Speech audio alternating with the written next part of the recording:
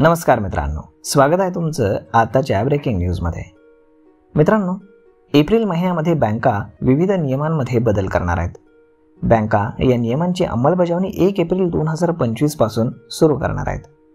नव्या नियमांमुळे बचत खातं, क्रेडिट कार्ड आणि ATM व्यवहारांवरती परिणाम होणार आहे।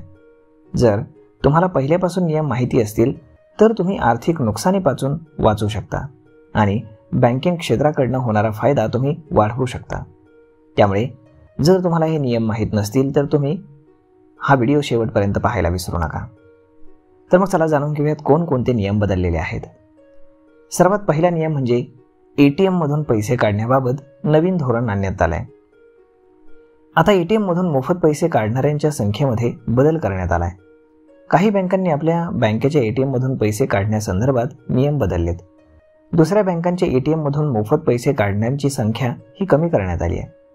ग्राहक केवळ 3च वेळा दुसऱ्या बँकांच्या ATM मधून मोफत पैसे काढू शकतात आणि यानंतर प्रत्येक व्यवहारावरती 20 ते 25% शुल्क त्यांना द्यावं लागेल। आता पुढचा नियम बदललेला आहे तो म्हणजे डिजिटल बँकिंगमध्ये नवीन फीचर्स आणण्यात आले। डिजिटल बँकिंगला प्रोत्साहन देण्यासाठी बँका सातत्याने नवीन सुधारणा आणत असतात। ग्राहकांना ऑनलाईन बँकिंगद्वारे चांगल्या सेवा सुविधा दिल्या जातील। याशिवाय बँका AI द्वारे चालणारे चॅटबॉट आणणार आहेत। यामुळे ग्राहकांना मदत होईल। डिजिटल व्यवहारांना सुरक्षित करण्यासाठी 2 फॅक्टर ऑथेंटिकेशन आणि बायोमेट्रिक व्हेरिफिकेशन यांसारख्या सुविधा मजबूत केल्या जाणार आहेत। आता पुढचा बदल आहे ते म्हणजे किमान शिल्लक रक्कम या नियमामध्ये बदल करण्यात आला आहे। State bank of India, Punjab national bank, Canara bank आणि इतर काही बँकांनी किमान शिल्लक रकमेसंदर्भातील नियम बदललेले आहेत। आता शिल्लक रक्कम किती असावी या संदर्भातील निकष बँक खातं कुठल्या ठिकाणी आहे यावरती ठरतील। शहरी, निमशहरी आणि ग्रामीण भागातील शाखेतील खातं यावरती ते अवलंबून असेल। किमान शिल्लक रकमेपेक्षा कमी रक्कम जर शिल्लक खात्यात राहिली तर तुम्हाला दंड द्यावा लागेल। आता पुढचा नियम बदलला आहे तो म्हणजे चेक संदर्भातील नियम। देवाणघेवाणी संदर्भातील नियम बदलण्यासाठी बँकांनी पॉझिटिव्ह पे सिस्टीम सुरू केली आहे। त्यानुसार आता 5,000पेक्षा अधिक रकमेच्या चेकचा नंबर, तारीख आणि ज्याच्या नावे चेक देत आहात त्याचे नाव आणि रक्कम बँकांना अगोदरच सांगावी लागेल। त्यामुळे फसवणूक आणि चुका टाळता येतील।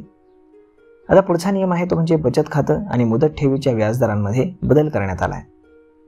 काही बँका बचत खातं आणि मुदत ठेव खात्याच्या नियमांमध्ये बदल करणार आहेत। बचत खात्याचं व्याज शिल्लक रकमेवरती अवलंबून असेल। जितकी अधिक शिल्लक रक्कम तितकाच अधिक परतावा मिळेल। याचा उद्देश ग्राहकांना अधिक व्याज देऊन त्यांची बचत वाढवण्याचा फायदा होईल। आता पुढचा नियम आहे तो म्हणजे क्रेडिट कार्डच्या नियमांमध्ये बदल करण्यात आले। स्टेट बँक ऑफ इंडिया आणि IDFC फर्स्ट बँक यासोबतच इतर काही मोठ्या बँका त्यांच्या को ब्रँड विस्तारा क्रेडिट कार्डच्या फायद्यांमध्ये बदल करणार आहेत। आता या कार्ड्सवरती मिळणाऱ्या टिकर व्हाउचर्स, रिन्युअल मिळणारे फायदे आणि माइलस्टोन रिवॉर्ड्स यासारखे काही फायदे हे बंद केले जाणार आहेत। ॲक्सिस बँक त्यांच्या विस्तारा क्रेडिट कार्डचे फायदे 18 एप्रिलपासून बदलणार आहे। तर मग मित्रांनो, अशा पद्धतीनं येत्या 1 एप्रिलपासून बँकांमध्ये काही नियम हे बदलले जाणार आहेत आणि हे नियम तुम्हाला माहीत असणं आवश्यक आहे। तर मग मित्रांनो, हा व्हिडिओ, ही माहिती तुम्हाला कशी वाटली हे तुम्ही आम्हाला कमेंट करून नक्कीच सांगा आणि जर आवडली असेल तर आपल्या जवळच्या मित्रमंडळींसोबत देखील हा व्हिडिओ तुम्ही शेअर करायला विसरू नका। धन्यवाद।